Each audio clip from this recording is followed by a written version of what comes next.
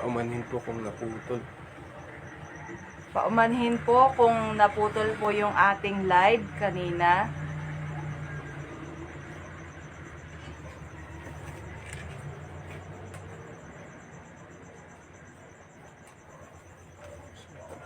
Ngayon po ay dako na po tayo sa salita ng Panginoon.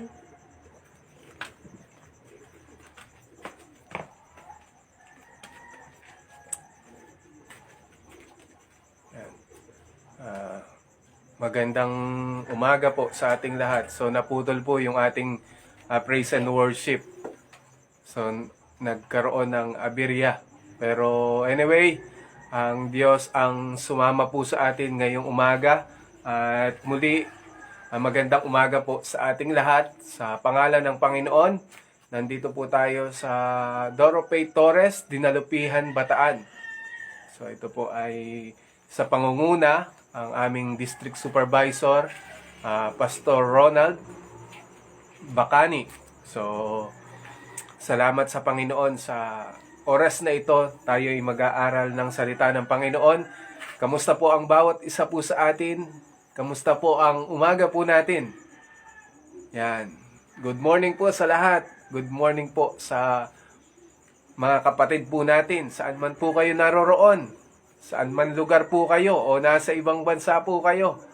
Good morning po dito sa Pilipinas. At dyan po is patuloy kayong ingatan ng Panginoon.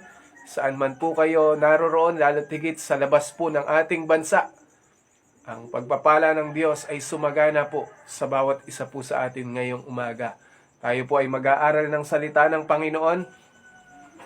Kung matatandaan po ninyo, tayo po ay nag-aral patungkol doon sa nakaraan. So kung natatandaan po ninyo ako, yan. Ang topic po natin is aklat ng Joshua chapter 24 verse 15. So ang patungkol sa pamilya. So alam naman po natin na ang Diyos ang nag-ordain ng pamilya. In fact, talagang gusto niya na maging maayos ang mga pamilya po natin. Yan. Pag-aaralan po natin ngayon muli, balik-aral po muli tayo patungkol sa mga pag-uusapan natin patungkol sa pamilya. Men, sino po ba may pamilya? Lahat po tayo may pamilya. Pamilyang kapatiran, yan, pamilya sa church, at pamilya maging sa ating sariling tahanan. Yun nga, muli buksan natin ang aklat ng Josue o Joshua chapter 24 verse 15. Yan, ayan po yung nakaraang topic po natin at ngayon is patuloy lang po nating pag-aaralan ito.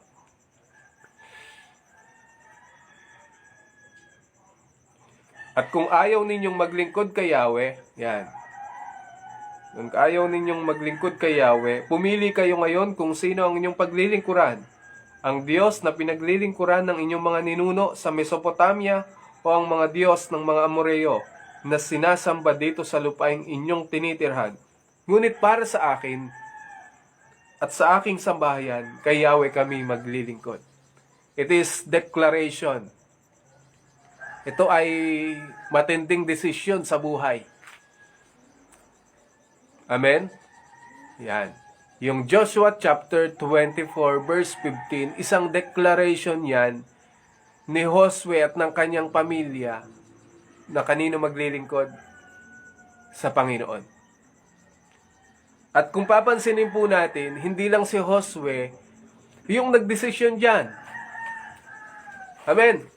Hindi lang si Josue yung nagdesisyon dyan sa verse na yan, kundi sino? Pati yung kanyang sambahayan.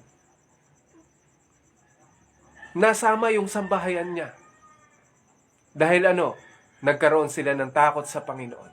Kinilala nila yung totoong Diyos, yung tunay na Diyos.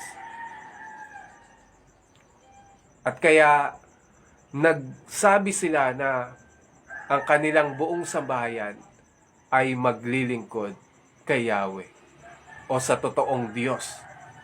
Kasi binanggit diyan, pumili kayo. Yung hindi nakakapagligtas na Diyos, yung mga sinasamba, mga Diyos-Diyosan, hindi nga totoong Diyos.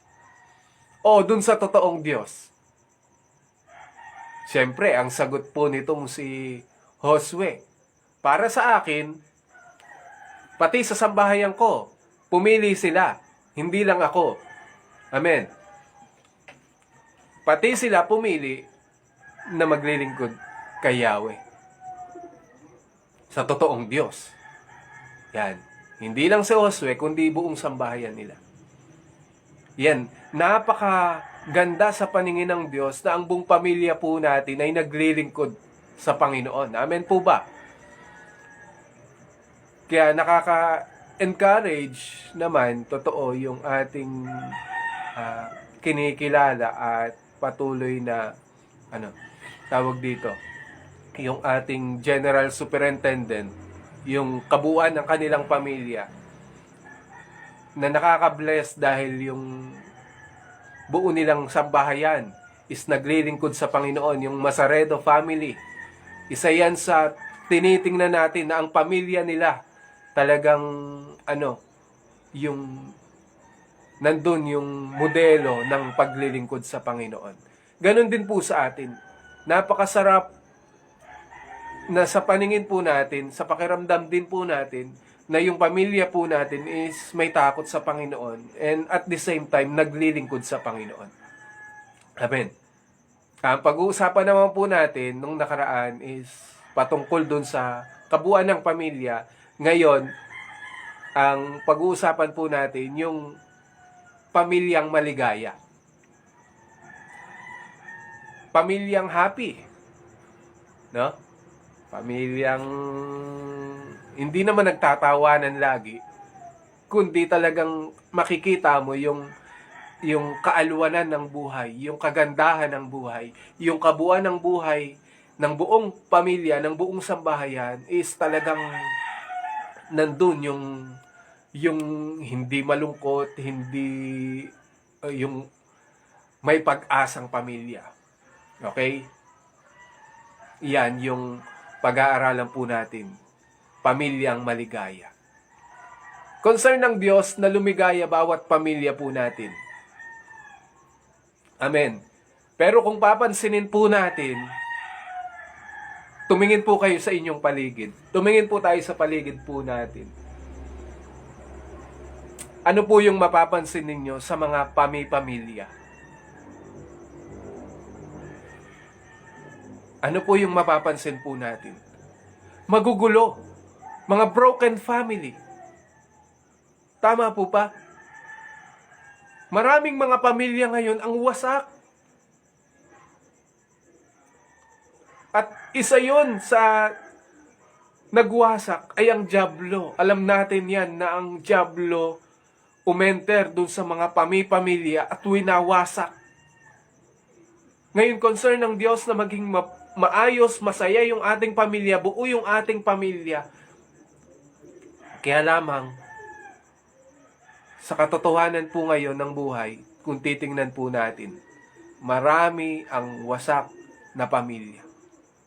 At gusto ng Panginoon, maabot yon at maging maayos yon. Ngayon, kung bakit naging maayos tong pamilya ni Josue, yung sambahayan ni Josue, kinilala nila ang Diyos na na kanilang Panginoon, yung totoong sasambahin, yung kanilang paglilingkuran. Kaya, full confidence sila, declaration nila, na kay Yahweh sila maglilingkod. Amen? Kaya responsible po tayo, bawat isa po sa atin. Sa lahat ng nanunood po ngayon, we are responsible sa ating pamilya. Dahil ang kasalukuyang panahon, o kahit noon pa, hanggang sa ngayon, makikita natin na ang mga pamilya is wasak. Minsan kapag pag tumatanda na yung mag-asawa, doon pa minsan naghihiwalay. Doon pa minsan nagsasabi na hindi na mahal ang isa't isa.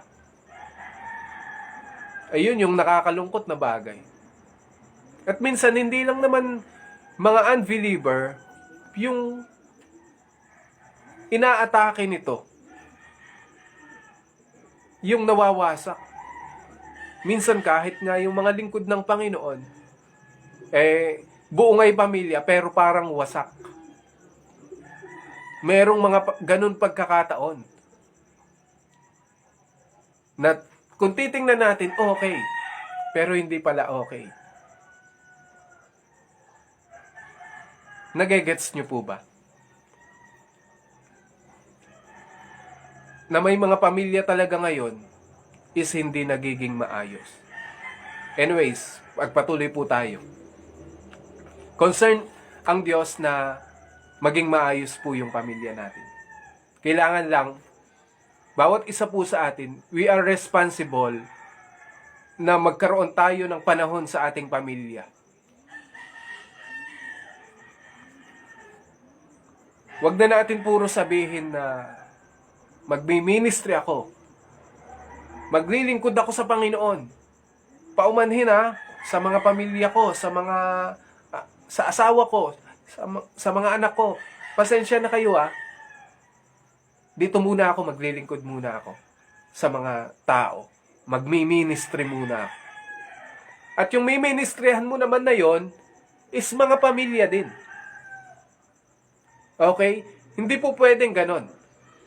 Kailangan responsible po tayo hanggang sa kahuli-hulian ng buhay natin. Responsible po tayo sa ating pamilya.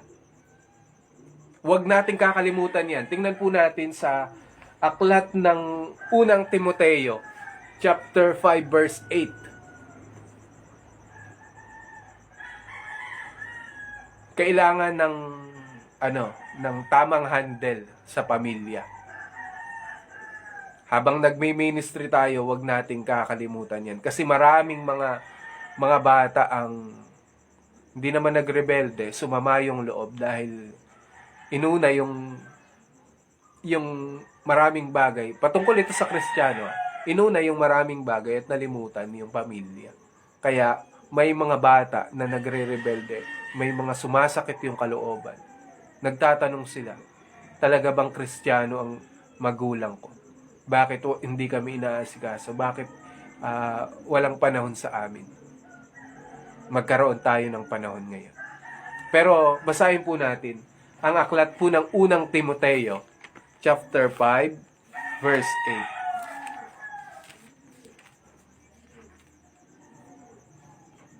8. Ang sabi po dyan, ang sino mang hindi kumakalinga sa kanyang mga kamag-anak, lalo na sa mga kabilang sa kanyang pamilya, ay tumalikod na sa pananampalataya at mas masama pa kaysa sa isang di mananampalataya. Titin po natin, ang sino mang hindi kumakalinga sa kanyang mga kamag-anak, lalo na sa mga kabilang sa kanyang pamilya, ay tumatalikod na sa pananampalataya at mas masama pa kaysa sa isang di mananampalataya. So ano daw? Kino-compare siya sa unbeliever. Kapag hindi niya inasikaso, hindi niya kinalinga yung kanyang pamilya. Maraming mga ganyan, na bising-busy sa maraming bagay, pero nalilimutan at wala ng panahon pagdating sa pamilya.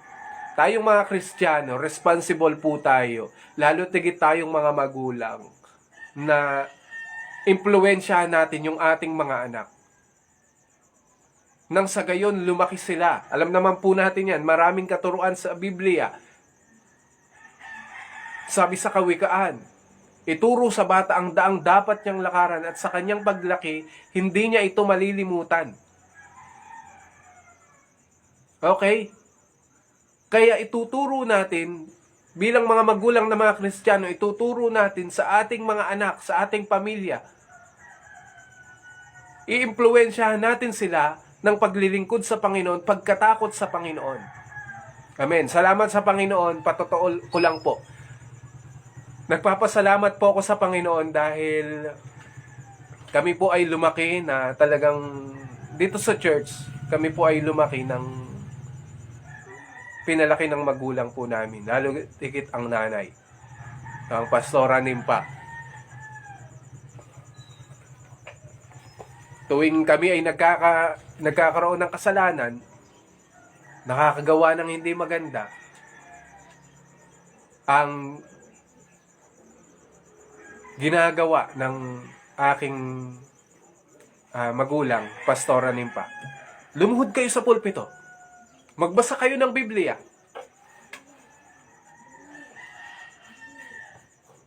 Ganun yung turo sa amin. Na kapag meron kaming hindi magandang ginawa, magbasa ka ng Biblia, manalangin ka, humingi ka ng tawad sa Panginoon. Hindi niya na tinuturo na humingi kayo ng tawad sa akin. Sa Panginoon na mismo, direkta. Doon po kami lumaki sa ganung bagay. At isang pinagpapasalamat ko po yun. Isang bagay na pinagpapasalamat ko. Tayo, ano yung tinuturo natin sa ating mga anak? Mga magulang. Ano yung impluensya natin sa ating pamilya? Ito ba yung pagtitiktok? Pagsayaw? Tandaan natin, tayong mga magulang, responsible po tayo, lalo tigit sa ating mga anak. Kahit sa iyong asawa, responsible ka na maging mabuting impluensya ka sa kanila. Bakit nangyari na nagdesisyon yung pamilya ni Josue? Kasi nagkaroon sila ng takot sa Panginoon at impluensya na hanggang sa buong sambahayan na.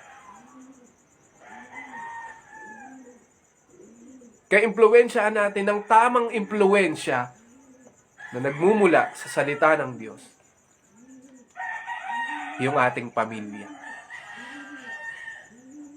Maraming kabataan ngayon, mga nahumaling na sa TikTok, nahumaling na sa K-pop. Kaya ako po, isa sa nalulungkot, natigit sa ating mga kapwa Kristiyanong kabataan, na nandun pa rin yung parte ng buhay nila na humaling sa mga K-pop. Nakikita mo yung my day nila is pagti-TikTok, pagsayaw ng kung ano-ano. Hindi nahihiya. Hindi nahihiya na sumayaw sa tapat ng camera na kung ano-anong step yung pinaggagawa. Makapag-TikTok lang at humanga yung mga tao. Ngayon, ibahin po natin. Impluwensyahan po natin sila ng mabubuting bagay, yung paglilingkod sa Panginoon. Amen. Kaya mag-uumpisa yan sa loob ng pamilya. Kaya makikita mo yung masayang pamilya, yun yung naglilingkod sa Panginoon. Kaya purihin, dakilain ng Panginoon. Karangalan ay sa Diyos, sa pamilyang Masaredo. Isa po yan sa pinapangarap ko sa pamilya ko. Na kung papaano lumakad yung magulang hanggang sa mga apo na naglilingkod sa Panginoon. Hangarin po natin yun. Hindi masama na makatapos yan ng pag-aaral, makagraduate yan, magkaroon ng degree yan. Pero mas hangarin natin sa buhay na ito, yung ang maglingkod yung ating mga anak. Habang sila ay lumalaki, sila ay lumalaki din sa aral ng Panginoon. Amen. Maraming mga bata ngayon, mga nagtatanong, Kristiyano naman yung aking mga magulang. Pero bakit walang panahon sa amin na magturo? Bakit? Kristiyano kasi pagdating lang ng service, ng Sunday service, ng prayer meeting. Pagdating sa bahay, hindi na tinuturuan ng mga anak. Hindi na sinasabihan na manalangin ka. Amen? Kaya ako, ang ginagawa ko sa aking mga anak, sa tulong ng Panginoon, kailangan mag-devotion, kailangan manalangin, huwag kakalimutan. Kailangan lumaki sa aral ng Panginoon. Ang sabi po dyan, tingnan po natin sa Deuteronomy chapter 6 verse 7.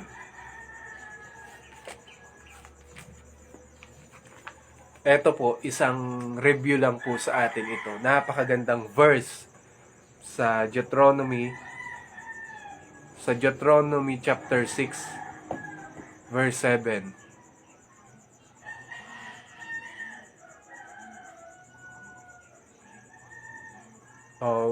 Verse 6 to 7 na.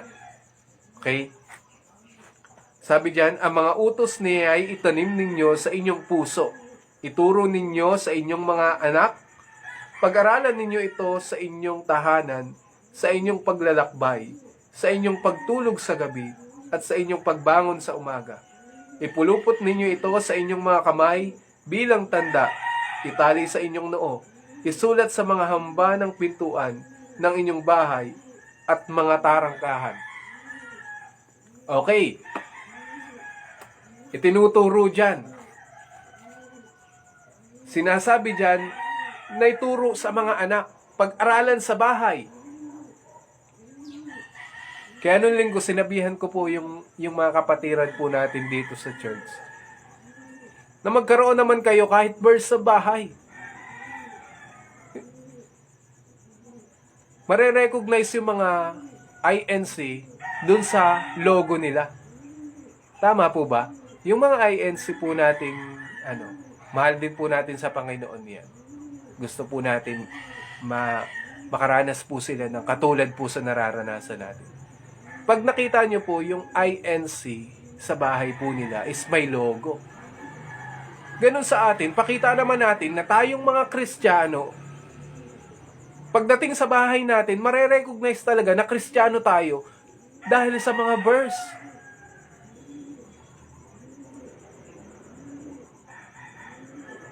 Kaya pag may problema tayo, may isang kapatid po natin na nanlulumo, wala ng pag-asa. Tapos pagtingin niya sa kanilang dengdeng, nakita niya yung favorite verse niya. Lumakas uli siya.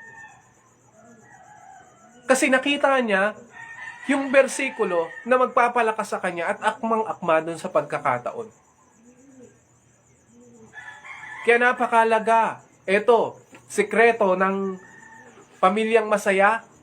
Alam nyo kung ano po yun, mga kapatid? Salita ng Diyos. Ito yung makakapagdulot sa atin ng kasiyahan. Yung utos ng Panginoon, pag sinunod po natin yan, makikita po yan ng pamilya natin. Gagayahin yan ng ating mga anak. Makikita sa buhay mo, ng asawa mo, makikita yan. Kung sinusunod natin yung salita ng Diyos. At lagi ko po yung ipinaglalaban. Patungkol po sa pamilya.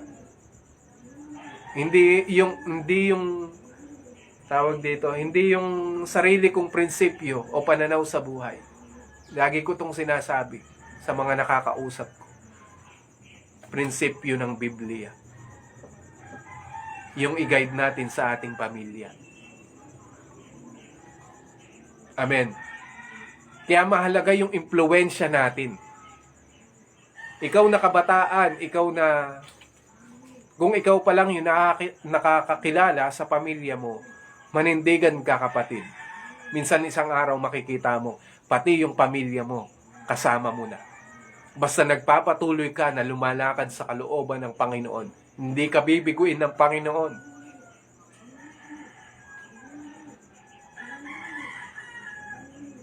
Tutuparin ng Diyos yung pangarap mo na pati yung pamilya mo maglilingkod sa Panginoon. Patuloy lang tayong manindigan sa Panginoon. Ang impluwensya ay napakahalaga. Kung mapapansin po natin, yung pagkatakot po nung panahon po ng lumang tipan, si Noe, nagkaroon siya ng takot sa Panginoon. Siya lang ba yung naligtas nung panahon ng baha? Bakit? Dahil may pamilya siya na naimpluwensyahan niya, naging masunurin yung kanyang mga anak, ang kanyang pamilya. Kaya nasama niya. Si Noe na impluwensyahan niya yung kanyang mga anak, yung kanyang pamilya. Kaya pati yung mga yon is naligtas sa baha. Amen. Nung panahon po ni Jacob, nagkaroon ng takot yung kanyang mga anak sa totoong Diyos, si Isaac. Tama po ba? Si Abraham to Isaac. Tapos si Jacob naman, nagkaroon ng takot yung kanyang mga anak, lalo tigit si Joseph. Nagkaroon kasi ng impluwensya, yung pagkatakot sa Diyos. Si David, nagkaroon siya ng takot sa Panginoon at ang sumunod, si Solomon. Sumunod yung lahi niya. Bakit sila pinagpala? Yung mga hari na sumunod kay Haring David na kanyang sambahayan, na kanyang lahi. Makikita po natin sa mga verse na sumunod na hari. Lumakad sila katulad ng nuno nila o ninuno nilang si David. Ano yun? Pagkatakot kay Yahweh, pagkatakot sa totoong Diyos. Na-impluwensyahan ni David yung kanyang anak at yung kanyang anak hanggang sa mga sumunod. Yung mga pinagpala is yung sumunod dun sa yapak ni David. Makikita po natin yan sa mga naging hari. Yung hindi pinagpala, yung mga napariwara, nabuhay na mga hari, mga napahamak, hindi yun lumakad katulad ng paglakad ni Haring David. Kaya anong nangyari? Napahamak yung mga ayaw sumunod o hindi sumunod sa yapak ni Haring David.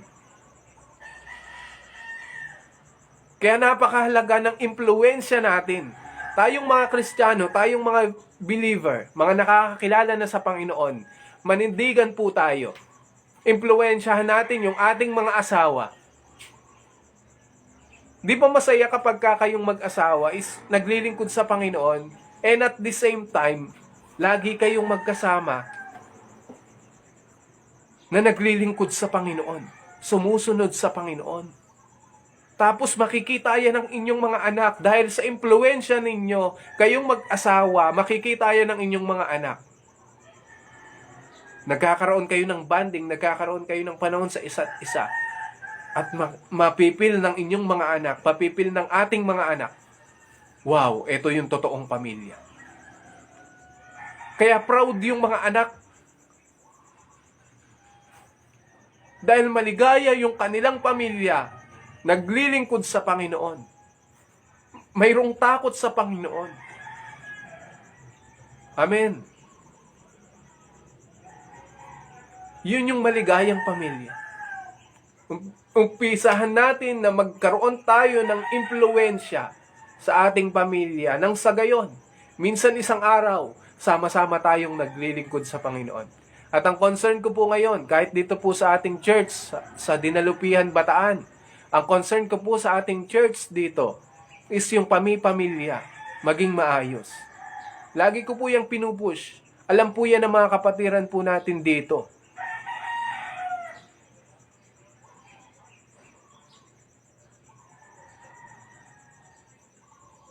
Lagi ko pong itinuturo dito sa ating church na ang pamilya ay maging maayos at maglingkod sa Panginoon. Isa yan sa goal natin na ituro din naman natin yung salita ng Diyos pamilya natin. Hayaan natin na mapasok yung ating pamilya ng salita ng Diyos. Kasi bakit nagkakagulo yung pamilya, nagkakawatak-watak? Wala kasi yung pagkilos ng Panginoon. Wala kasi yung pagkatakot sa Panginoon. Wala kasi yung salita ng Diyos. Magiging maligaya yung mga pamilya natin kapag naranasan nila ang Panginoon sa kanilang buhay. Pagka naranasan nila yung salita ng Diyos at makilala nila yung totoong Diyos. Kasi maraming mga pamilya, sabihin may takot sa Panginoon, pero hindi nakikilala yung totoong Diyos. Kaya grateful tayo mga kapatid, sapagkat nakilala natin yung totoong Diyos. At ngayon, ang gagawin na lang natin, hakbang. Gusto mong maligtas ang iyong pamilya? Dinideklara po natin yan. Na ang pamilya ng bawat isa, lalo tigit yung mga nanunood po ngayon at manunood pa. We declare na ang pagkilos ng Panginoon sa pamilya ng bawat isa ay maranasan. Amen. Diyan yung isang pinupush ko ngayon. Talagang lagi ko yung pinakikipaglaban. Masarap na makita kayo na mag-asawa na nakikita kayo ng inyong mga anak magkasundo at naglilingkod sa Panginoon. Masarap na sa paningin na ang mga anak ninyo ay naglilingkod sa Panginoon. Hindi kung ano-ano yung ginagawa. Kung ano-anong bisyo yung natututunan. Kung ano-anong mga pinupukusan sa buhay na mga walang halaga. Amen. Purihin ang Panginoon ngayong umaga. Tayo po ay manalangin. Salamat po, Panginoon. Salamat po, O Diyos. Napakabuti po ninyo. Glory to you, Jesus. We exalt your name. Hallelujah, hallelujah. Purihin kayo, Panginoon. Purihin kayo, O Diyos. Aming Diyos, amin pong nilalapit ang bawat pamilya ng bawat isa po, Panginoon. Lord, sa kasalukuyan, hindi po namin alam kung ano po yung nararanasan ng bawat isa. Pero we pray and we declare, Panginoon, na kayo ang magsaayos ng pamilya ng bawat isa. Mga nanonood po ngayon, we declare, Panginoon, ang pagsasaayos ng kanilang pamilya. Iligtas nyo ang pamilya ng bawat isa. Lahat po ng pamilya po namin. Lord, we declare, O God, maimpluwensyahan po namin ang inyong mga salita. Maimpluwensyahan po namin ang pagkatakot po sa inyo. Sapagkat sila rin ay nangangailangan ng kaligtasan. Kung paano nyo po kami iniligtas, kung paano po kami maligaya ngayon, maranasan din po ng aming pamilya at ng buo naming sambahayan sa pangalan ng Panginoong Jesus. We declare it, O God, in Jesus' name. Salamat po ng marami. Tulungan nyo rin po kami na humakbang ayon sa inyong kalooban. Sumunod po kami ayon sa inyong kalooban. Ilusin nyo kami, banal na Espiritu, sa pagkakataon pong ito. Kung may mga away, may mga sigalot sa pamilya, kung mayroong mga hindi pagkakasundo, Lord, pwede nyo po bang ayusin sa pangalan ng Panginoong Jesus? Kayo magsaayos ng lahat. Kayo ang patuloy, Panginoon, na malayang kumilos sa bawat isa po sa amin. Bigyan mo rin po kami ng karunungan kung ano pa po yung dapat po naming gawin, Panginoon. Dahil iba-iba yung mga sitwasyon ng bawat pamilya po namin. At iba-iba yung pag-abot na kailangan po namin. Tulungan niyo po kami, magkaroon kami ng karunungan para maabot po sila, Panginoon. Salamat po ng marami. Lord, sa pagkakataon pong ito, sa oras na ito, pinapasalamatan po namin kayo. Dahil ang kalooban niyo ang masunod at laging nasusunod sa aming buhay. Salamat po ng marami. Kaya patuloy na kumatag po sa bawat pamilya ng bawat isa. Maging sa aming buhay, Panginoon, sa mga nakinig po ngayon, sa mga salita po ninyo nahayag ngayon, Panginoon. Kayo ang magpuno nito. Kayo ang patuloy, Panginoon, na magbigay sa amin ng pagnanasa pa na i-push po namin. Magkaroon kami ng panahon sa aming mga pamilya. Purihin kayo, luwalhatiin kayo. Sa umaga pong ito, pinararangalan po namin ang inyong pangalan. Sa pangalan ng Panginoong Jesucristo. Ang lahat po magsabi na, Amen. To God be the glory po. Good morning po sa lahat. At muli, nandito po tayo sa... Salamat po. God bless po, Pastor. Yan. Nandito po tayo sa Dinalupihan, Bataan, Doro Faith Church, Torres. Yan, pagpalain po tayo, ingatan po tayo ng Panginoon ngayong maghapon.